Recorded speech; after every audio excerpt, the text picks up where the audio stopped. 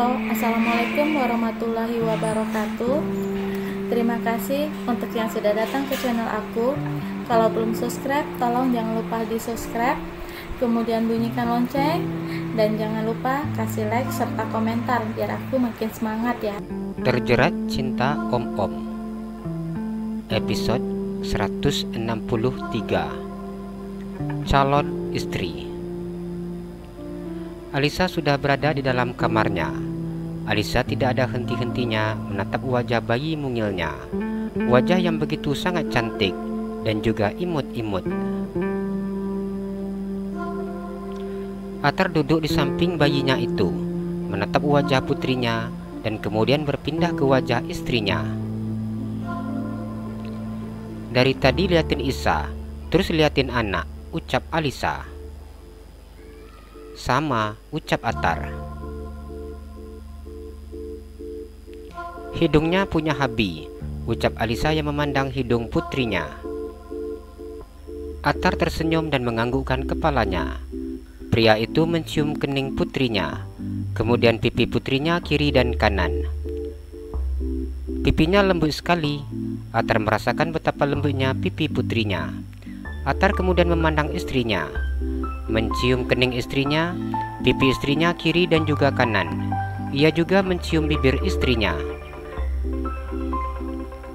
Isa udah lupa Bi gimana rasa sakitnya melahirkan, rasa sakitnya hamil, karena udah lihat mukanya, ucap Alisa.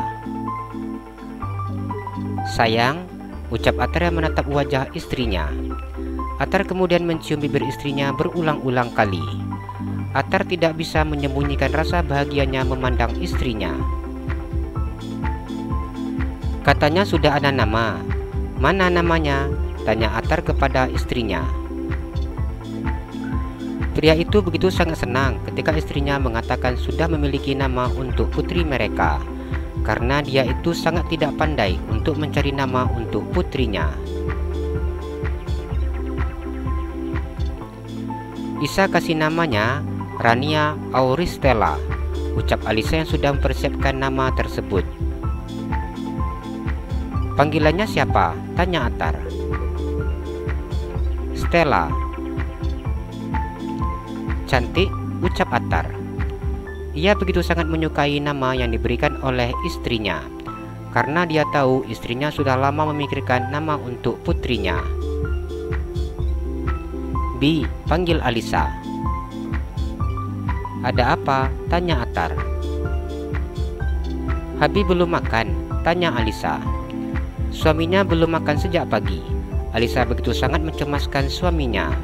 Sejak dirinya merasakan kontraksi, suaminya belum makan sama sekali. Hingga sampai saat ini sudah hampir maghrib. Iya, Habi sudah minta pelayan untuk mengantarkan nasi ke kamar, ucap Atar. Alisa menganggukkan kepalanya. Alisa tersenyum memandang wajah suaminya. Saat ini suaminya sudah kembali terlihat bersih dan juga rapi. Tidak seperti tadi ketika dirinya akan melahirkan. Bentuk suaminya begitu sangat tidak menentu. Atar mendengar suara bel di pintu kamarnya. Ia membukakan pintu kamarnya tersebut. Assalamualaikum, ucap Indah dan Andi ketika mereka akan masuk ke dalam kamar tersebut. Waalaikumsalam, ucap Atar yang tersenyum memandang abang dan juga kakaknya. Gimana kabar Alisa? Tanya Indah yang duduk di tepi tempat tidur. Baik kak, tapi Isa belum selera makan, ucap Alisa. Iya, kalau kita habis melahirkan, biasa seperti itu. Tapi, wajib makan sekarang. Udah ada bayinya. Dan ASI adalah makanan yang paling utama untuk bayi. Karena ASI adalah asupan pertama, yang sangat penting untuk tubuhnya. Makanya jangan dikasih susu formula dulu, ucap Indah.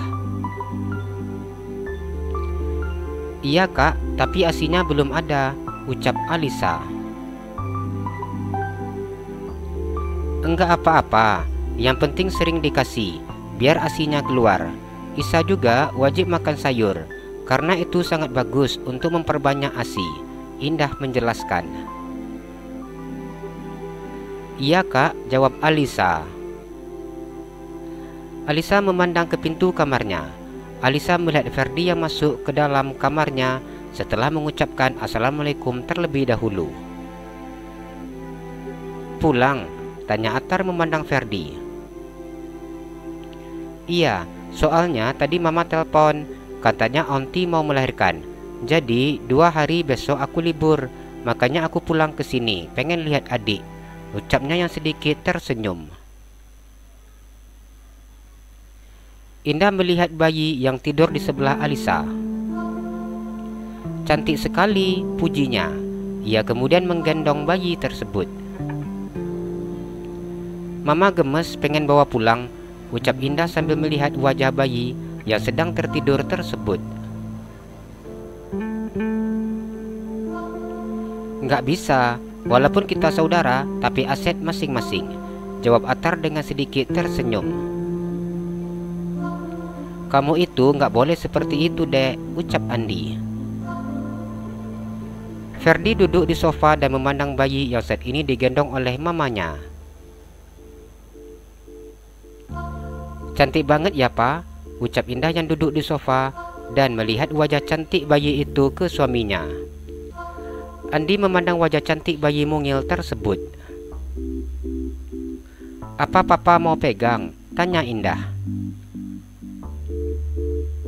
"Iya," jawab Andi yang menampungkan tangannya. Indah memberikan bayi tersebut ke tangan Andi. Andi begitu pandai menggendong bayi tersebut. Ia menggendong bayi itu dengan santai. "Walaupun abang sudah lama tidak punya anak bayi, tapi kalau gendong anak bayi, abang sangat mahir," ucapnya memandang Attar. Dulu, sewaktu Ferdi baru lahir, Mas Andi lah yang selalu menggendongnya. Makanya sampai sekarang pandai masalah gendong bayi. Indah berucap memuji suaminya.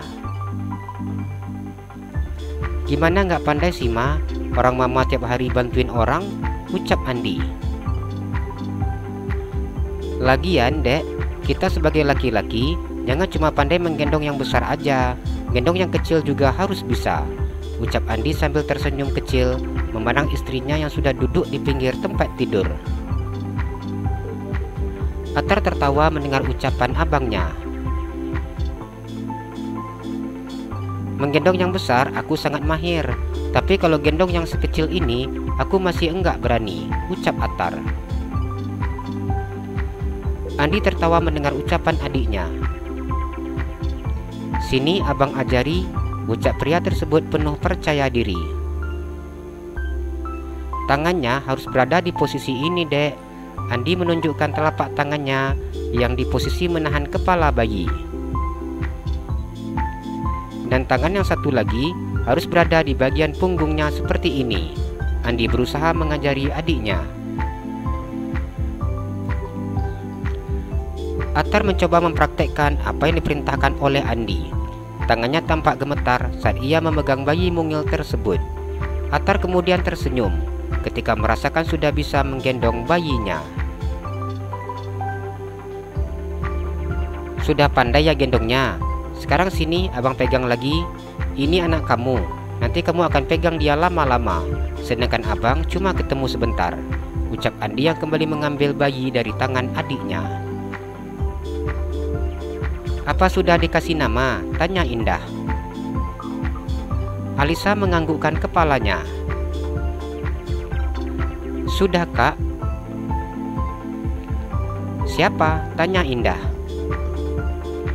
"Rania Auristela," jawab Alisa yang tersenyum. "Panggilannya Stella?" tanya Indah. "Iya, Kak," jawab Alisa. "Pak, kalau seandainya saja Ferdi punya adik laki-laki, udah kita jadikan menantu ya, Pak, sama Stella. Cantik kali. Mama suka lihat mukanya, imut-imut," puji Indah yang begitu mengagumi wajah bayi mungil tersebut.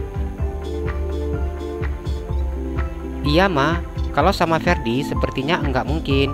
Kasihan dia nanti dapat suami tua," ucap Andi yang memandang putranya yang hanya dia memandang bayi yang ada di tangannya. Ferdi tertawa mendengar ucapan papanya. Ferdi bahkan tertawa lepas ketika mendengar ide yang disebutkan oleh papanya.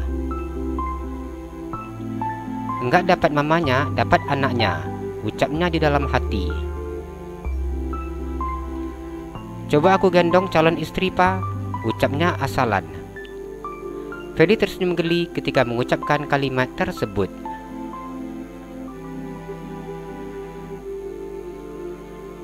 Atar tertawa mendengar ucapan keponakannya. Ferdi mengambil bayi mungil tersebut. Tangannya sedikit gemetar ketika memegang bayi yang saat ini sedang tertidur nyenyak. Bayi aja cantik seperti ini, gimana nanti besarnya ini? Ucapnya yang kemudian mencium pipi bulat berwarna merah tersebut. Seperti akulah, Fer, ucap Alisa yang tersenyum di atas tempat tidur. Ferdi hanya tersenyum ketika mendengar ucapan Alisa. Makan dulu, Mas. Itu pelayan sudah datang nganterin makan malam, ucap Atar ketika pelayan masuk ke kamarnya dan meletakkan menu makan malam di atas meja. Boleh, jawab Andi. Alisa mau makan kakak suapin, ucap Indah. Isa nanti aja kak, kakak makan duluan, ucap Alisa. Beneran enggak mau, kakak suapin dulu nih, tanya Indah. Kak, tadi kan sore habis makan juga, ucap Alisa. Ya udah kalau gitu kakak makan dulu ya, ucap Indah yang tersenyum dan mengusap kepala Alisa. Alisa menganggukkan kepalanya. Fer, enggak makan, tanya Atar memandang keponakannya. Nanti aja Uncle, aku masih pengen liatin wajah calon istri dulu, ucapnya. Kenapa pula ini anak, ucap Andi yang mengambil piring dan memasukkan nasi ke dalamnya. Indah hanya tersenyum saat mendengar ucapan suaminya. Ferdi baru makan ketika kedua orang tuanya sudah selesai makan, dan dirinya memberikan Stella ke tangan mamanya. Ferdi mengalihkan perhatiannya dengan melihat Stella. Setidaknya, kehadiran bayi mungil itu bisa menutupi perasaannya saat ini. Rasa sakit ketika melihat orang yang dicintai sudah menjadi milik orang lain. Pria itu belum bisa menghilangkan rasa cintanya begitu saja. Begitu sulit baginya untuk menghilangkan rasa sakit di hatinya.